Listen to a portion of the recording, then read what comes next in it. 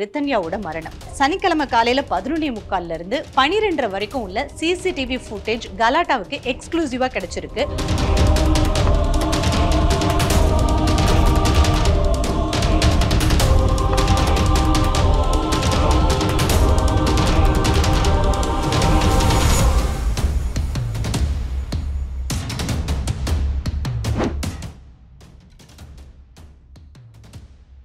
ரோடே காடு மாதிரி இருக்கு. அங்க ஓரமா நின்னு ரொம்ப நேரமா அழுதுகிட்டு யார்கிட்டயோ போன்ல பேசிட்டு இருந்தாங்க அப்படிங்கறத நேர்ல பார்த்த சிலர் நம்ம கிட்ட சொன்னாங்க. அங்கேயும் வந்து போன்ல அழுதுட்டே யார்ட்டையும் ரொம்ப நேரம் பேசிட்டு இருந்தா அப்படியாமாங்க.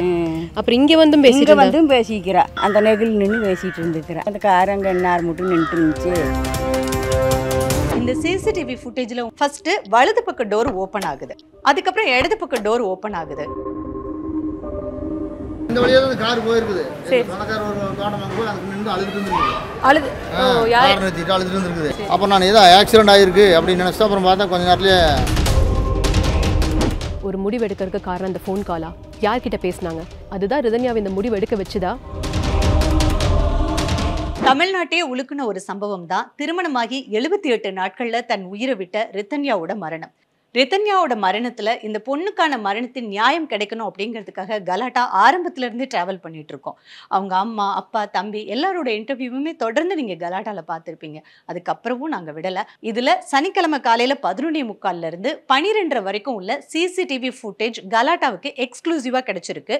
இந்த சிசிடிவி ஃபுட்டேஜ் கிடைச்ச இடம் திருப்பூர் அவினாசில இருந்து அன்னூர் போறதுல, அதுல மொண்டி பெருமாள் கோயில் போறதுக்கு ஒரு 3.5 கிலோமீட்டர் முன்னாடி தான் ரித்தன்யா காரை ஒரு ஓரமா நிப்பாட்டி இருந்திருக்காங்க.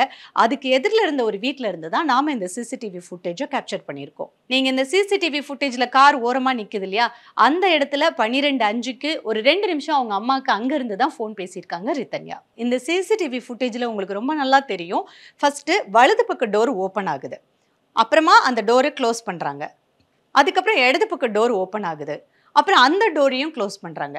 தான் தயிர் வாங்கிட்டு வரேன்னு 12:05 மணிக்கு சொல்லியிருக்காங்க. அவங்க அப்பாவுக்கு வாய்ஸ் மெசேஜ் போட்டதும் இதே இடத்துல இருந்து தான். மேபி அவங்க அந்த பாய்சன் கன்சியூம் பண்ணதும் இதே ஒரு இடத்துல இருந்தால் கூட இருக்கலாம். ஏன்னா இதிலிருந்து அவங்களோட உடல் கண்டெடுக்கப்பட்ட இடம் அப்படிங்கிறது ஒரு 5 நிமிஷம் ட்ராவலில் தான் இருக்குது. அண்ட் அங்கே பார்த்தீங்கன்னா கிட்டத்தட்ட ஒரு 1 மணி அளவில் தான் வந்து ஆம்புலன்ஸ் எல்லாம் வந்து அவங்களோட உடலை கைப்பற்றியிருக்காங்க. அப்போது அந்த இடத்துல பார்த்தவங்க வந்து அந்த பொண்ணுனால ஓட்ட முடியாமல் டிரைவர் சீட்டை கொஞ்சம் சாய்ச்சி அப்படியே தலை சாஞ்சி இருந்ததை நாங்கள் பார்த்தோம். வாயிலெல்லாம் நுரத்தள்ளி இருந்துச்சு, பேச்சு மூச்சு இல்லாமல் இந்த பொண்ணு இருந்துச்சு. ஸோ நாங்கள் ஆம்புலன்ஸுக்கும் போலீஸ்க்கும் அவங்க பெற்றவங்களுக்கும் தகவல் சொன்னோம் அப்படின்னு சொல்கிறாங்க. ஸோ கிட்டத்தட்ட 1/2 மணி நேரம் கார் நின்று இந்த இடத்துல இருந்து தான் அவங்க பாய்சன் கன்சியூம் பண்ணியிருக்கணும். அதுக்கப்புறம் வண்டி ஓட்டிகிட்டு போக முடியாத நிலையில தான் அவங்க பாதியிலேயே காரை நிறுத்திட்டு அப்படியே சாஞ்சு சரிஞ்சிருக்கணும். கோயிலுக்கு போறேன்னு சொன்ன பொண்ணு நடு தெருவில் நின்று, அதாவது அந்த ரோடே காடு மாதிரி இருக்கு, அங்க ஓரமா நின்று ரொம்ப நேரமா அழுதுகிட்டு யார்கிட்டயோ போன்ல பேசிட்டு இருந்தாங்க அப்படிங்கறத நேர்ல பார்த்த சிலர் நம்ம கிட்ட சொன்னாங்க. அதுக்கான பதிவுகளையும் பாருங்க. கார் நின்று இருந்தது சொல்றாங்களாம். ஓ சரி சரி, அங்கே நின்று பேசிட்டு இருந்துச்சு. அங்க நின்றுட்டு கார் கொட்டு நின்றுட்டு அத்தனை பேருக்கு போன் அந்த ரோட்ல இருந்து பிரியிற இடத்துல கம்பெனியோட சைடு கேட்டுக்கிட்ட அந்த நெகில் நின்று பேசிட்டு இருந்துச்சு. லட்சுமி நரசிம்மர் கோயில்ல வந்து சாமி கும்பிட்டுங்க, அங்கேயும் வந்து போன்ல அழுதுட்டே யார்ட்டையும் ரொம்ப நேரம் பேசிட்டு இருந்தா அப்படியாமாங்க. அப்புறம் இங்க வந்து பேசிக்கிறா. இந்த வழியா தான் கார் போயிருக்குது. சொந்தக்கார ஒரு தோட்டமாக போய் அதுக்கு நின்று அழுதுட்டு இருந்துருக்குது. அழுதுட்டு இருந்துருக்குது. அது அங்கே தம்பி 400 தோட்டத்தில். ஆமாம், அங்கே அழுதுட்டு எல்லாம் அனுப்பியிருக்க மாட்டேருக்குது.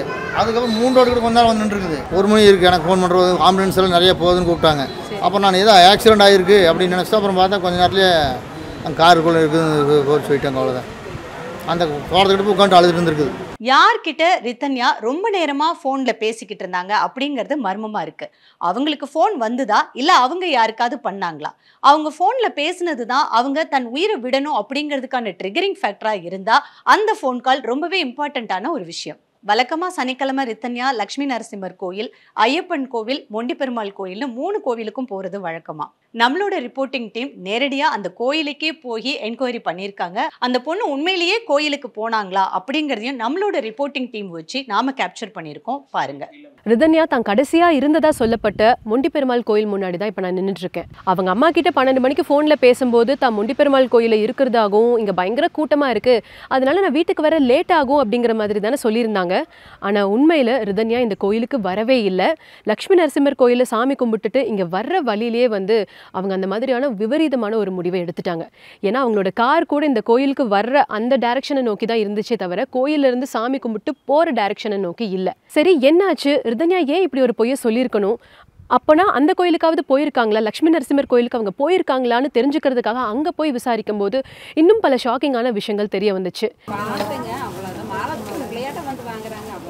கார் அங்கே நிறுத்திட்டு அவங்க சாப்பாடெல்லாம் வாங்கினா இங்கே மாம்பழம் கடைக்கு வரவங்க பார்த்தாங்க, மாலை வாங்கினாங்க, பூ வாங்குற மாதிரி வாங்கினாங்க, போனாங்க. சரி, ஆனால் அதுக்கப்புறம் தான் இந்த மாதிரி முடிவு இது எடுத்துருப்பாங்க. சனிக்கிழமை அவங்கள பார்த்தீங்களா? இந்த வருஷம் போன சனிக்கிழமை பார்த்தாங்க வீட்டில். நீங்கள் தான் பார்த்தீங்களாங்க்கா? பார்த்தீங்களா? மாலை கேட்டாங்க, மாலை எழுந்துச்சு நீங்கள் அதுக்கு முன்னாடி அவங்கள பார்த்துருக்கீங்க? கோயிலுக்கு அடிக்கடி வருவாங்க, பார்த்துருக்கீங்க. முதல்ல ரிதன்யா போன வாரம் சனிக்கிழமை அந்த கோயிலுக்கு போயிருக்காங்க. ரொம்ப நேரத்துலேயே கோயிலுக்கு போயிருக்காங்க.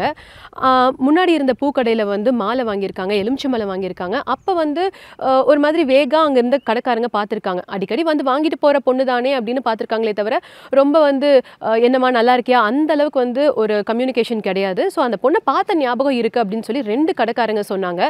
அண்ட் இன்னும் கோயிலுக்குள்ளே போய் விசாரிக்கும் போது குருக்கள் அங்கிருந்த குருக்கள் சில பேர் என்ன சொன்னாங்க அப்படின்னா, போன வாரம், அதாவது ரிதன்யா இறந்து போகிறதுக்கு ஒரு வாரம் முன்னாடி அந்த சனிக்கிழமை வந்து தன்னோட கணவர் கவினோட 2 பேரும் இந்த கோயிலுக்கு வந்திருக்காங்க. அவெல்லாம் வந்து இங்கே வர்றவங்க தான். அவங்க வந்து அந்த குடும்பமெல்லாம் நல்ல குடும்பம் தான். அபிஷேகம் பண்ணிக்காங்க. ஐயப்பன் கோயிலுக்கு அண்ணாதுரைங்கிறவர் ஐயப்பன் கோயிலுக்கு வரவர், சேவூர் ஐயப்பன் கோயில் இங்கேயும் அபிஷேகம் பண்ணி கொடுத்துருக்குறோம். நாங்கள் நல்லா பண்ணிக்க குடும்பம் நல்ல குடும்பம் தான். அதே வழியில் தான் அங்கே ரோட்டில் பார்த்துருக்குறாங்க, அழுதுருக்கிறாப்புல, கார் நிறுத்தி வைக்கிறாப்புல. அந்த தோட்டத்துக்காரர் பக்கத்தில் அவங்க பொம்பளை போய் கேட்டால் தான் வம்பு வந்துருமுன்னு பயந்துட்டாங்க அவங்க. ஆனால் கார் நிறுத்தி அழுதுதான் பக்கத்தில் பார்த்துருக்குறாங்க. அதில் வந்து நீங்கள் அங்கே போய் கேட்டிங்கன்னா டீட்டெயிலாக சொல்லுவாங்கண்ணா. ஆனால் வந்தது உண்மை, சாப்பிட்டது உண்மை. ஆனால் வடை வாங்கி சாப்பிட்டது, கரும்பு ஜூஸ் வாங்கி குடிச்சது பையனோட வந்துச்சு. முந்தின வாரம் வேணால் அந்த பையனோட வந்தபடி பார்த்தேன். சாமி மட்டும் போச்சு. அவங்கெல்லாம் அவங்க அப்பா அம்மாலாம் நல்லா ஆளுங்க. அந்த பிள்ளையோட அப்பா அம்மான்னு நல்லா இல்லை. சாமி கும்பிட்டு அங்கே போய் நின்று அழுதுதான் அக்கம் பக்கத்தில் பார்த்துருக்குறாங்க. எல்லாருமே பார்த்துருக்குறாங்க. யார் பார்த்தாங்கன்னா தோட்டத்துக்காரர் பார்த்துருக்கலாம், மக்கள் பார்த்துருக்கலாம், அந்த மருந்து கடைக்காரன் சொல்லியிருக்கலாம். சேவூரில் பரங்கி விதை, பாகக்காய் விதை எல்லாம் வாங்கியிருக்குது. சும்மா வந்து மருந்து கொடுக்க மாட்டான் எவனும். இப்போ கூட பார்த்தா மருந்து கொடுக்க கேட்பானா அது சந்தேகம் வரும். அதனால் அவங்க கேட்டுருக்கலாம். சாப்பாடு கொடுக்குற இடத்துல, அன்னதானம் கொடுக்குற இடத்துல அந்த பொண்ணை பார்த்துருக்காங்க. வெளியே போய் வடை கூட வாங்கி சாப்பிட்டுச்சான்.